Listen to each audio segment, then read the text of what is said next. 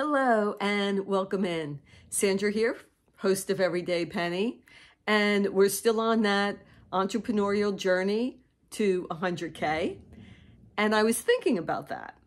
And while thinking of that, it came to mind that I can bring you, all kinds of people who have done this before, people who've written books about it, people who have written different strategies to get there, but they might be 10, 20, 50 years already an entrepreneur and looking back on the experience.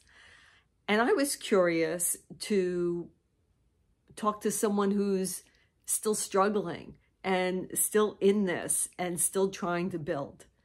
So I thought maybe my best way to go about this was actually to visit Entrepreneurial Business Group, which I did last week.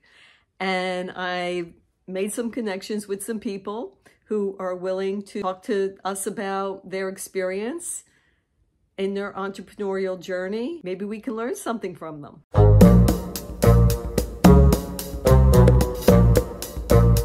My guest in this week's video of entrepreneurial journey to 100K is me. I'm going to start with me, and then I'm going to bring in those other entrepreneurs and other businesses, and we'll all get to know them. It's a pleasure to have you here. Let's dive right in. Can you tell us about your journey as a financial fiduciary, entrepreneur, artist, parent, and how all of these roles intersect in your life?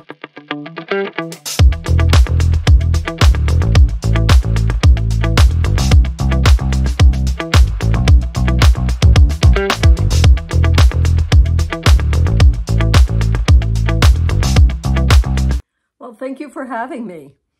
I do have to say the journey has been quite an adventure. I started my journey at 13 when I decided that I needed more money than watching other people's children could pay me if I could clean their homes instead. Or in addition to. I did that all through high school. I had, at least a half dozen homes, if not more.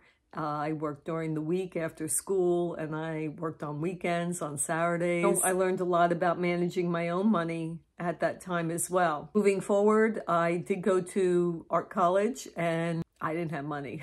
I, had to pay the tuition myself, as well as supplies and anything else I needed. So again, I had a few places that I would clean and to make some extra money, as well as being on work study at university. And then after graduating, I had a difficult time finding a position. So once again, I cleaned houses. I went to college in Philadelphia, and that was called Made in Philly. So M-A-I-D in Philly. I consider it the same entrepreneurial adventure that I had previously, except it was more difficult this time because this time people didn't know me, and I had to build that trust and build my clientele.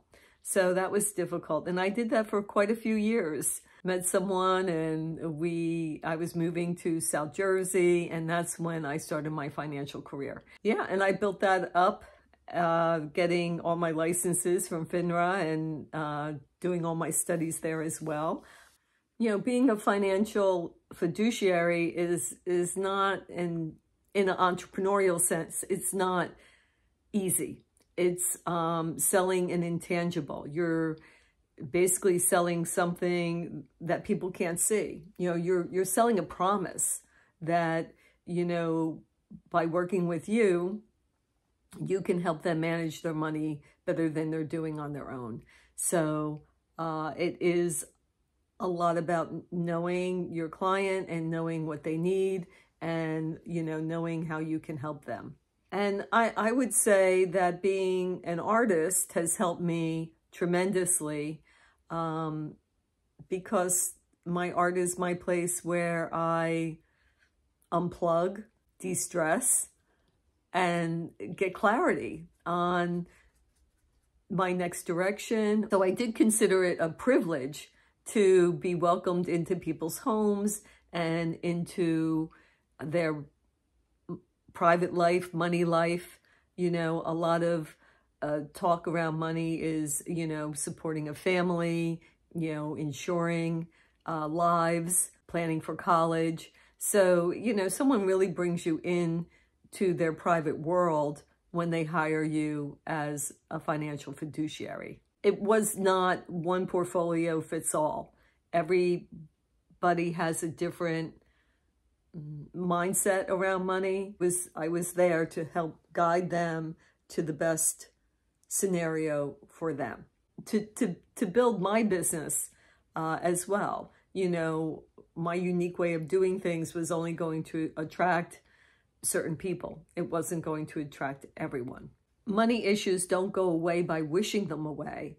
You have to make a plan and a strategy and work at that strategy in order to get to where you want to go. And that's what I'm trying to do with Everyday Penny.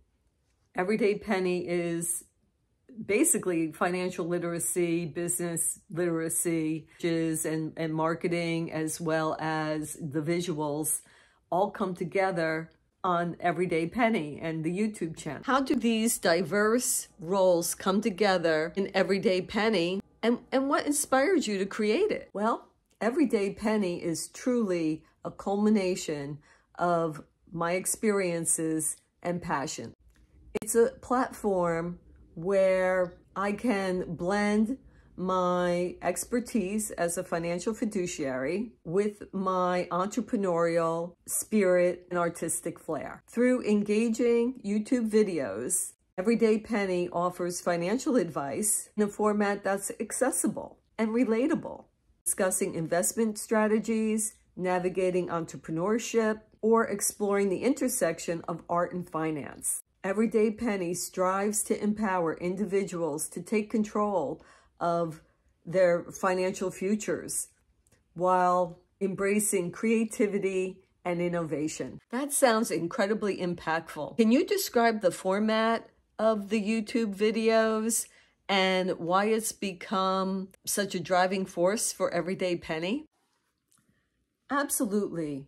Our YouTube videos are designed to be informative, engaging, and easy to digest. Each video tackles a specific financial topic, entrepreneurial challenge, presented in a conversational tone. We combine practical real-life experience and examples, interactive visuals, and even an occasional artistic element to keep viewers entertained. It's clear that Everyday Penny is making a significant impact in the lives of many.